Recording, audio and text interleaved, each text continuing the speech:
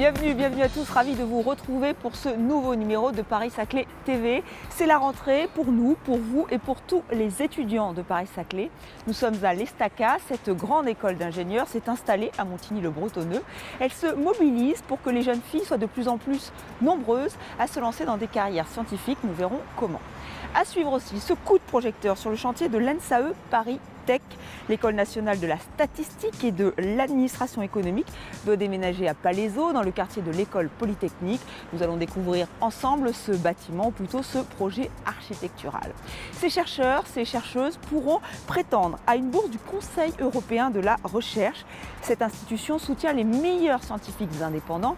Mais comment décrocher ce Graal? Nous avons rencontré le président de l'ERC. Il s'agit de Jean-Pierre Bourguignon. Et enfin, une exposition étonnante quand l'art de la rue s'invite au CEA, au Commissariat à l'énergie atomique et aux énergies alternatives. Cela donne E égale MC 215. Découvrez les portraits d'Einstein, de Marie Curie ou même de David Bowie, des portraits signés C215. Et enfin, n'oublions pas notre agenda, tous les événements à ne surtout pas rater, ce sera à la fin de cette émission. Mais d'abord, Paris-Saclay TV vous emmène sur le chantier de l'ENSAE Paris Tech à Palaiseau, dans le quartier de l'École polytechnique. L'École nationale de la statistique et de l'administration économique va s'installer dans un bâtiment conçu, imaginé par l'agence CAB, un projet architectural que nous découvrons ensemble.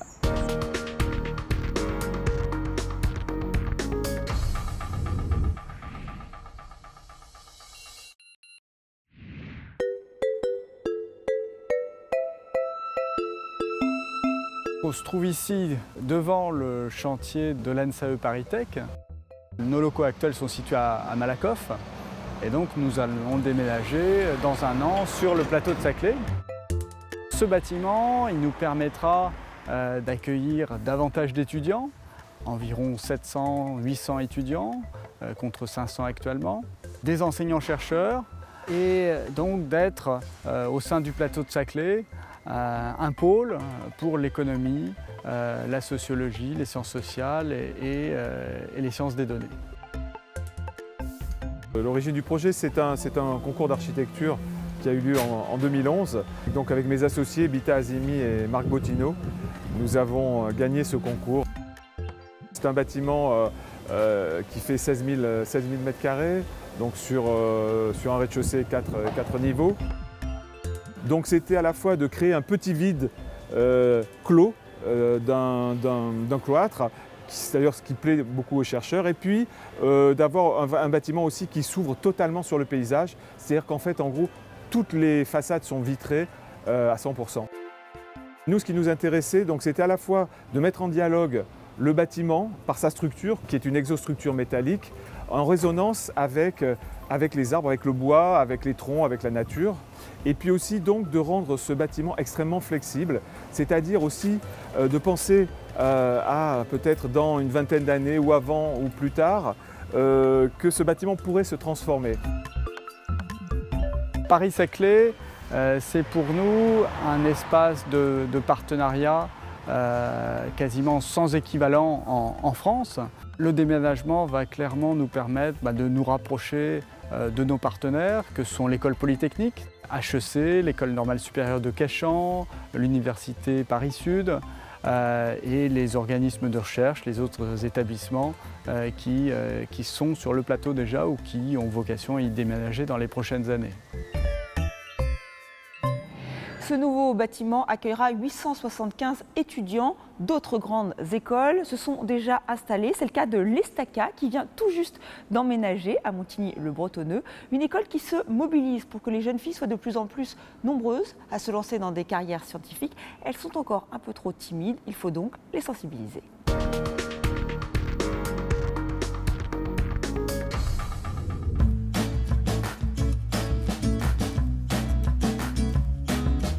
À l'Estaca, donc école d'ingénieurs spécialisée sur les transports et la mobilité, nous avons entre 10 et 15% de filles dans nos promotions, ce qui est trop peu à notre goût. À l'Insta Paris Tech, la proportion de filles est de 30%. 70% de nos diplômés ont des postes en recherche et développement. et plus de 20% poursuivantesques. C'est une proportion satisfaisante, évidemment. J'aimerais bien la parité, mais déjà 30% pour une école d'ingénieurs scientifiques, c'est déjà un taux élevé. Donc il y a 10 ans, on a créé une association qui s'appelle Elle Bouge, qui est aujourd'hui devenue une grande association avec de multiples écoles et de multiples partenaires industriels en son sein, dont l'objectif est justement, à travers un système de marrainage, de susciter des carrières, l'envie de devenir ingénieur. Nous intervenons avec l'association Elle Bouge dans les lycées pour montrer aux jeunes filles, bien que c'est possible, qu'il n'y a pas de frein à avoir et que quand on a une motivation et une envie de faire des sciences, eh bien c'est aussi possible qu'un garçon. Et on est très fiers, cette année, sur la promotion qui est sortie, on constate une parité de salaire sur nos diplômés, filles et garçons. Ce n'est pas le cas dans tous les secteurs, donc ça c'est quand même quelque chose qui montre aussi qu'il y a un progrès. Sur le côté technique, elles vont résoudre le problème de la même manière parce qu'elles ont eu la même formation. Par contre, elles vont intégrer des facteurs environnementaux, des facteurs sociétaux, des facteurs humains que n'intégreront pas ou moins facilement les garçons. Et là, je pense que vraiment, les filles ont une longueur d'avance. Une équipe avec plus de mixité, en général, ça fonctionne mieux. Par ailleurs, les visions sont différentes. Et donc, on est aujourd'hui dans une société, alors nous, on le voit particulièrement dans le domaine des transports, où le monde change. On va concevoir pour demain des véhicules qui sont complètement différents de ceux qu'on connaît aujourd'hui. On a plus de créativité quand il y a des visions des choses qui sont différentes, et donc les filles ont une vision qui peut être intéressante. Donc c'est typiquement des métiers sur lesquels elles ont un rôle à jouer. Filles ou garçons, tous les chercheurs peuvent prétendre à une bourse de l'ERC, l'European Research Council. Cette institution européenne veut soutenir les meilleurs scientifiques indépendants. Mais comment décrocher le Graal? Nous avons rencontré son président, Jean-Pierre Bourguignon.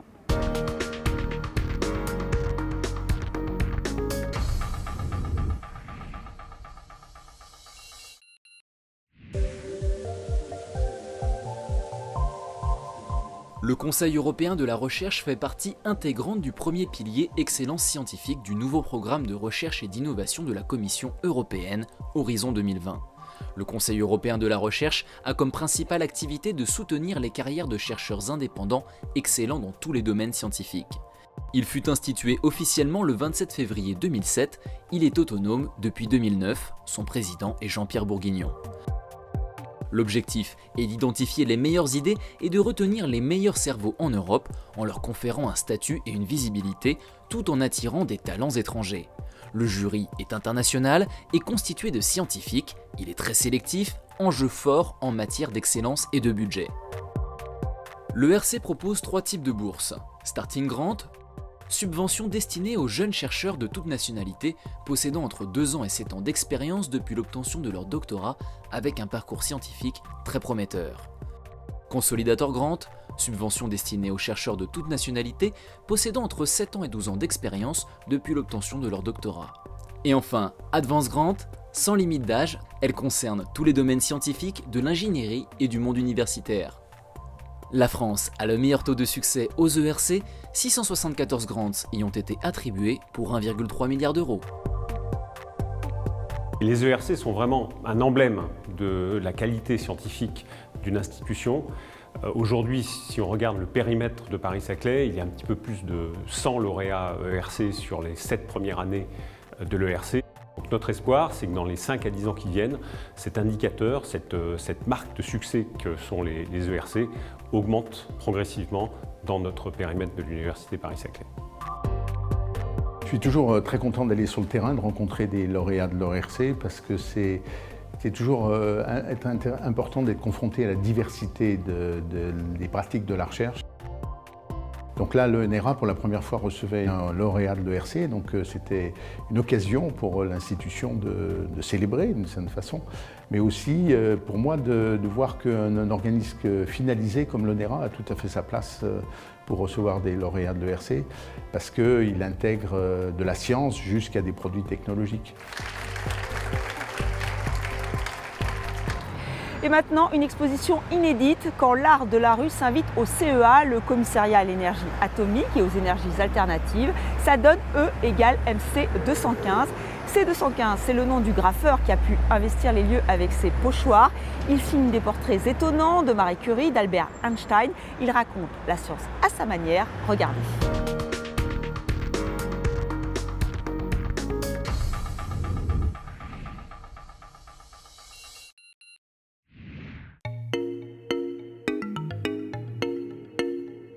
L'artiste est un street artiste, donc il est bien connu des gens du domaine de la rue, notamment en région parisienne et en particulier dans le Val-de-Marne, du côté d'Ivry et Vitry, qui est un graffeur qui est reconnu, qui travaille au pochoir. Le but était de parler de science en essayant d'avoir un vecteur et un discours différent de celui qui est habituel. On voulait sortir de la vulgarisation scientifique et essayer aussi de toucher d'autres publics que ceux qui étaient déjà acquis par les sciences. Donc on peut raconter l'histoire, je dirais presque l'histoire d'amour de Marie Curie avec Pierre Curie. On peut raconter la difficulté historique que peut avoir quelqu'un comme Heisenberg parce qu'il était proche du régime nazi. On raconte l'histoire de Rosalind Franklin qui a réalisé des images qui prouvaient la structure en double hélice de l'ADN, mais qui a été volée, entre guillemets, par deux hommes de cette découverte qui ont eu le prix Nobel alors qu'elle n'est même pas citée pour le discours Nobel. On avait envie de raconter des histoires et à travers ces histoires de parler de science. Sa technique est complètement exploitée ici, si ce n'est que le gros apport de ce travail en commun, ça a été d'ajouter de la profondeur et du sens à son travail. Là où une représentation dans la rue, à Vitry ou dans le 13e d'un chat est avec une seule valeur esthétique ou d'animation de la rue, ici ça devient le chat de Schrödinger et ça permet de parler de la mécanique quantique, ça permet de parler d'histoire des sciences et de choses qui peuvent être paradoxales. On a essayé de coller à des personnages qui sont en rapport avec le CEA Saclay. Donc il y a beaucoup de physique. Donc on commence par l'expertise française dans le domaine du nucléaire qui vient de Henri Becquerel et de Marie Curie. Marie Curie, Pierre Curie, Henri Becquerel, la famille Curie aussi avec Irène et Frédéric. Et ça s'est ensuite étendu jusqu'à des figures historiquement importantes pour le CEA comme Jean Perrin, le général de Gaulle, Frédéric Joliot, des scientifiques importants actuellement pour l'Université Paris-Saclay comme Albert Fert.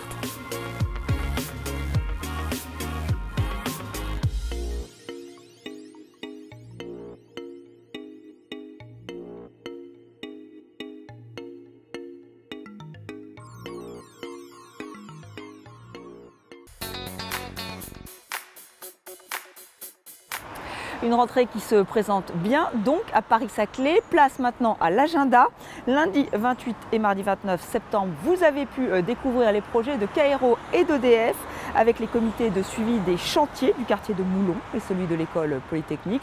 Pour plus d'informations, notre site internet epps.fr.